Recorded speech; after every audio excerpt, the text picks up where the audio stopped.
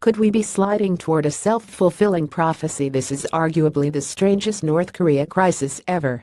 The conventional wisdom is that it is the most dangerous yet. But the risks of military action are welcome and enormous, so kinetic options are still rather unlikely. Instead, what strikes me the most about this time around is the interventions of the American president. Not only has Donald Trump's comments worsened tension, rather than soothed it, they are often made in an off-cuff, gleefully belligerent manner.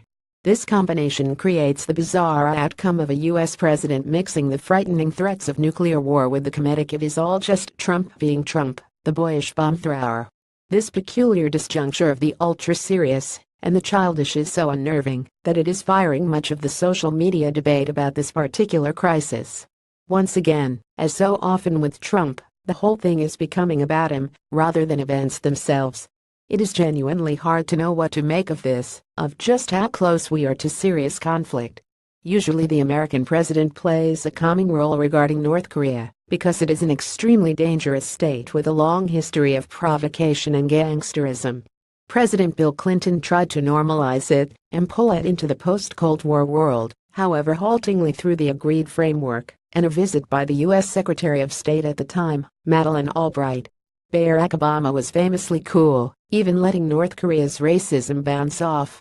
The North Korean Central News Agency KCNA referred to him as a monkey. Even George W. Bush, who provocatively placed North Korea on the axis of evil in 2002, eventually came around to dealing with Pyongyang in the six-party talks in his second term. At no point did Trump's three predecessors speak as explosively as he is doing. Indeed, it seems like Trump is talking as KCNA does. Trash talk for trash talk. This has been Secretary of State Tillerson's defense of the president's language.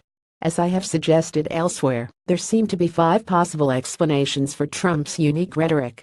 How this crisis unfolds in the next 6 months, it seems primed to roll on for a while yet, will depend on why exactly Trump is talking about North Korea in a way no U.S. president ever has before. One, Trump means it, but as a wheeler and dealer he really wants a deal. This is what the Trump administration would have us believe. All the psychological explanations are wrong. The president simply means what he says. Trump is at the end of his rope. Previous presidents have bucked past this issue until it landed on his desk, and now he must take action. If this is true, Trump is almost certainly bluffing in search of a deal, and hoping his bluff will not be called.